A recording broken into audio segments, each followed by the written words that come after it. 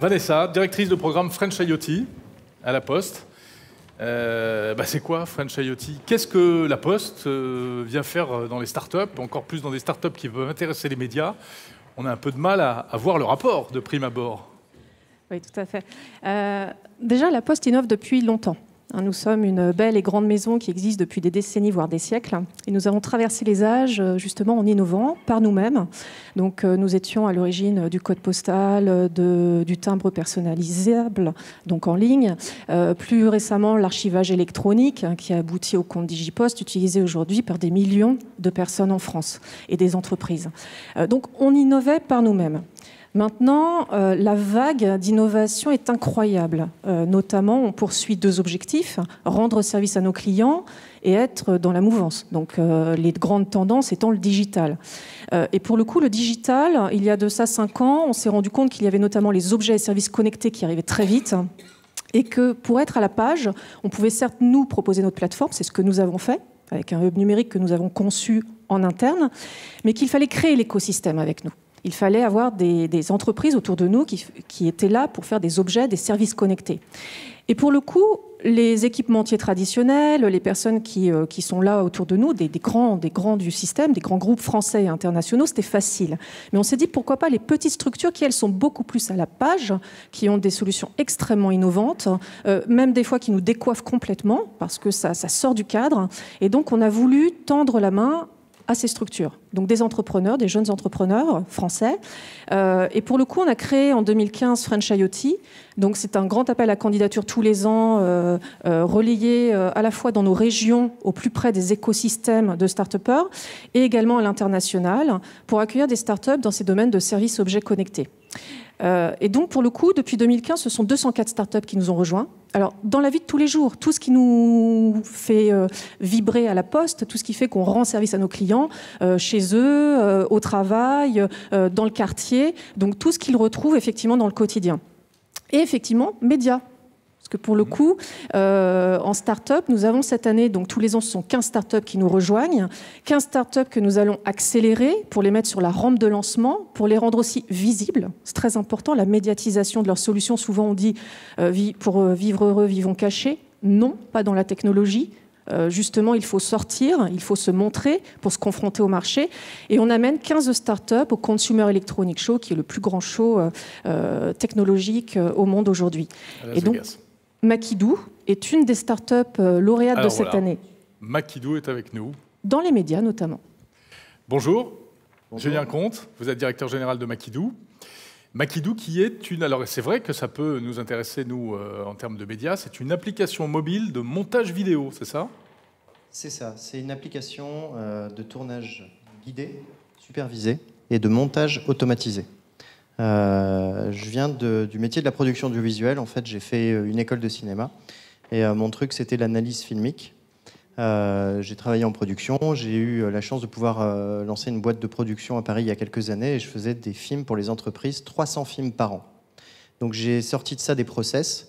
J'ai modélisé ces process et je me suis dit, les entreprises auront besoin d'autonomie, d'avoir la capacité de rentrer dans un processus d'autocréation de contenu vidéo, en choisissant des templates structurels, c'est-à-dire des structures narratives. La vidéo, aujourd'hui, est un levier de communication très très important pour toutes les entreprises.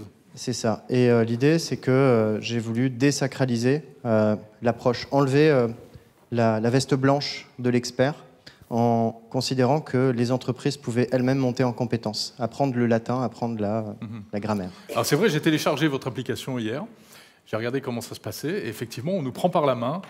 On nous demande quel type de film on veut faire, plutôt promotion, témoignage, interview, etc. Et on a des conseils à la fois pour la prise de vue qui se fait avec le smartphone, c'est l'idée. Et puis ensuite, des petits montages très faciles à faire. C'est ça. Et on a voulu insister sur un fait, c'est que dans les entreprises, les gens ont tous des smartphones. On fait partie tous d'une ère où le smartphone permet de voir du contenu, donc d'apprendre en fait une syntaxe. On n'est pas systématiquement capable de la restituer. Et le smartphone est potentiellement un outil de production. Et Makidoo accompagne dans cet acte-là. C'est ça notre proposition. Et ça permet en fait de fabriquer du contenu original. C'est-à-dire que ce n'est pas des banques d'images. L'entreprise est guidée pour fabriquer un contenu qui lui appartient et on lui donne les clés en fait, de structure très simple. Hein.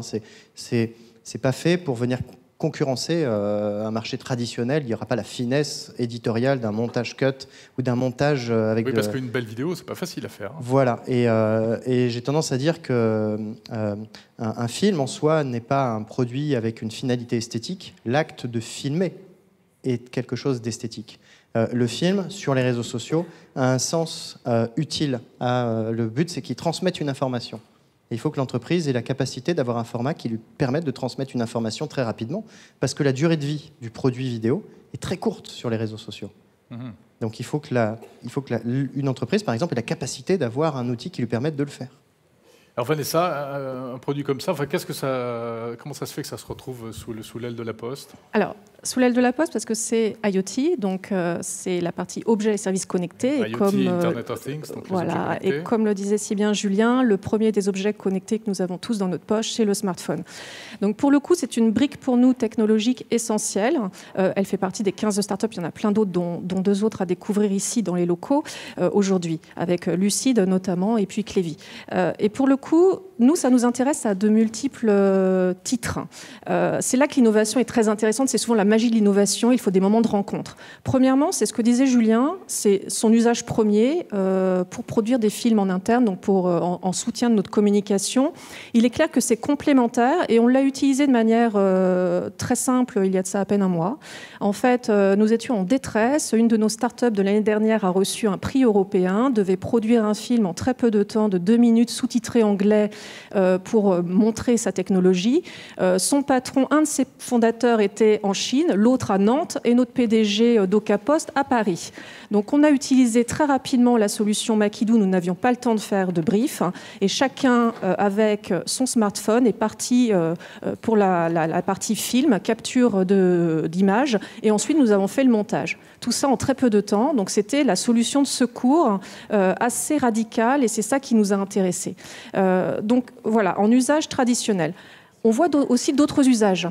Demain, nous sommes en train d'étudier la solution pour rentrer ça dans nos processus de formation interne. Aujourd'hui, la formation, c'est beaucoup de présentiel, c'est beaucoup d'e-learning. Vous regardez très rapidement, vous lisez des éléments, et puis ensuite, vous répondez à des QCM. Là, en introduisant la technologie Makidoo, ça veut dire que, par exemple, nos facteurs, nos factrices, ils sont plus de 60 000 en France équipés de smartphones, peuvent eux-mêmes se mettre en situation de se filmer en étant en situation de geste professionnel et partager ce geste et ces bonnes pratiques avec leurs pairs et avec effectivement tous nouveaux arrivants. Donc c'est quelque chose de beaucoup plus fluide, beaucoup plus agile et en plus très valorisant pour ces personnes qui produisent des gestes au quotidien et qui sont dans la transmission. Donc c'est un usage que nous sommes en train de détecter, qui est un usage plutôt processus RH. Et puis on est aussi en train de voir comment ça pourrait venir augmenter les offres vers nos clients, c'est-à-dire produire très simplement pour nos clients que nous fournissons en plateformes diverses et variées, des captures vidéo, des petits moments, on va dire, de mémoire qui permettent de s'insérer, de créer soi-même ses propres tutoriels pour mieux diffuser une technologie post ou un nouveau service post. Donc voilà, plusieurs pistes aujourd'hui, c'est ça qui est très intéressant dans ce que nous faisons avec les startups, c'est comment pouvons-nous penser différemment nos façons d'opérer nos services et créer plus de valeur pour nos clients. Combien de startups, vous nous rappelez? On a 204 startups en vivier aujourd'hui et 15 avec nous au Consumer Electronics Show tous les ans. Très bien, merci beaucoup. Merci Vanessa Chocteau, Julien Comte. Merci. Et longue vie à Makidoo et à la Poste aussi, tant qu'à faire.